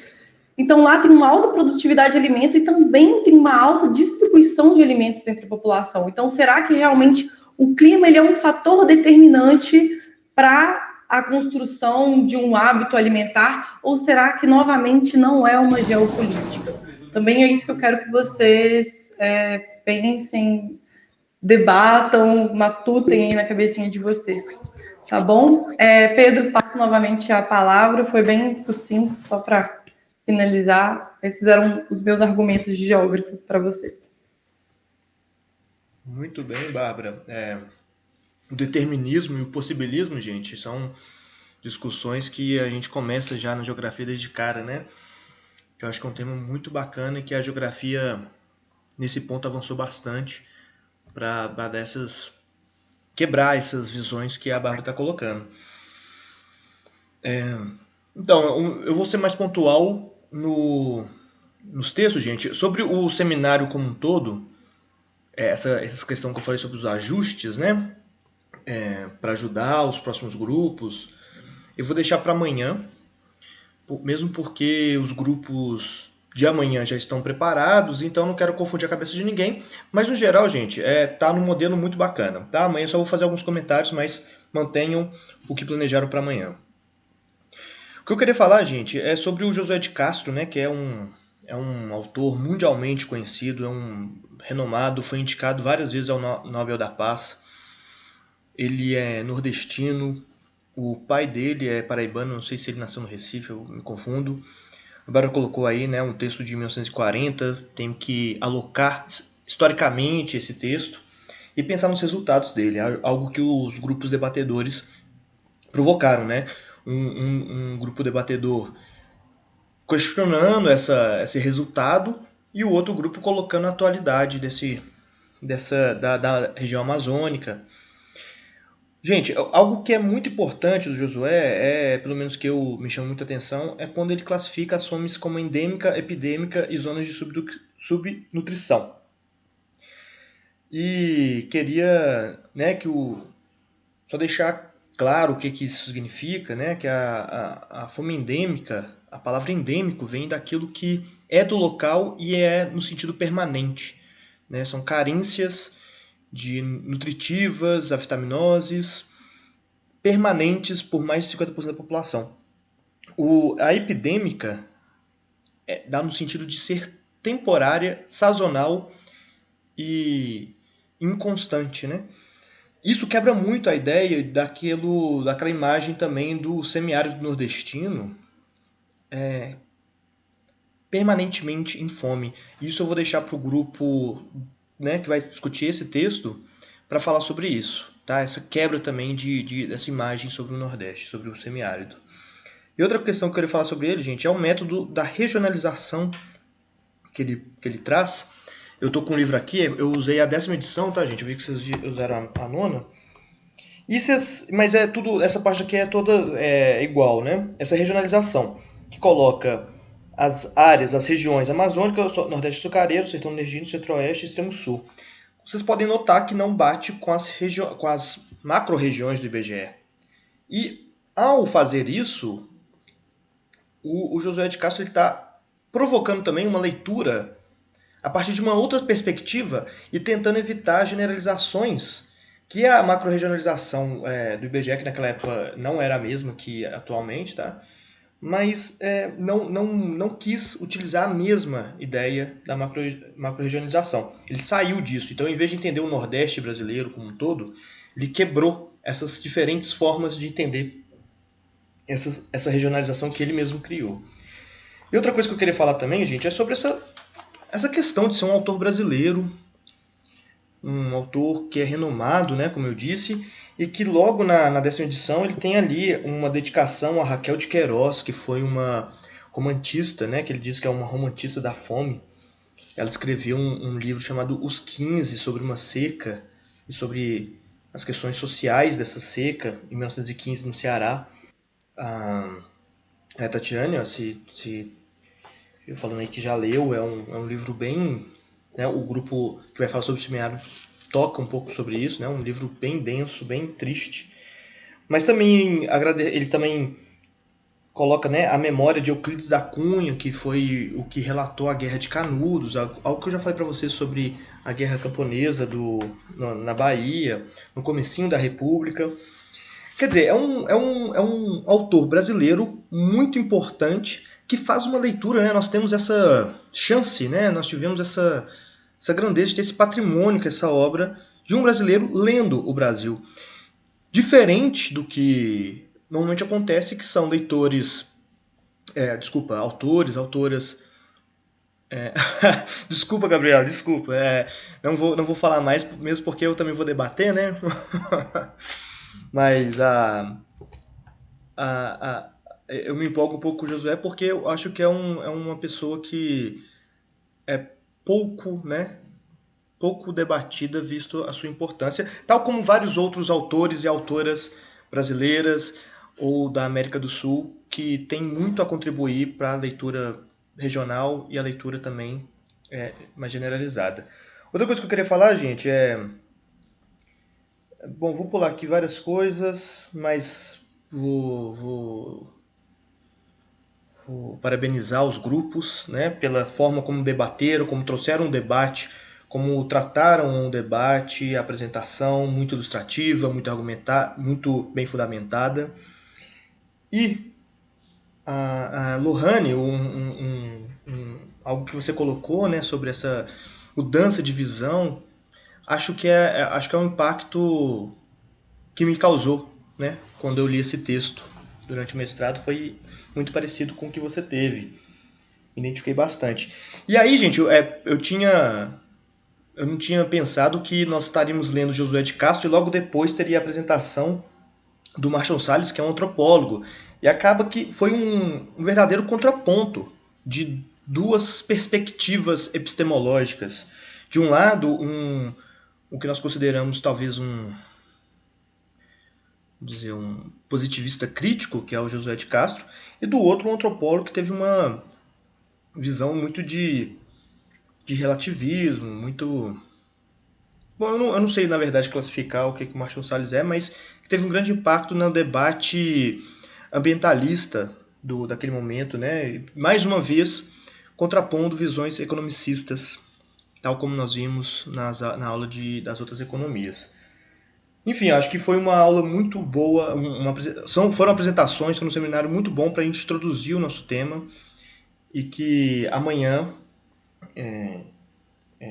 nós vamos já entrar com os outros textos, né, mais relacionados eu perdi aqui os nomes, do Polan, Sociologia da Fome, né, se eu não me engano. E bom, é isso que eu queria dizer. Bárbara, alguém? Pode prosseguir.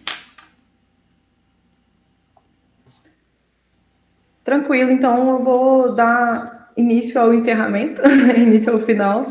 Então, gente, muito obrigada. Eu achei fantástica a apresentação de vocês, num nível muito alto. Parabéns, vocês fizeram uma leitura muito boa dos textos.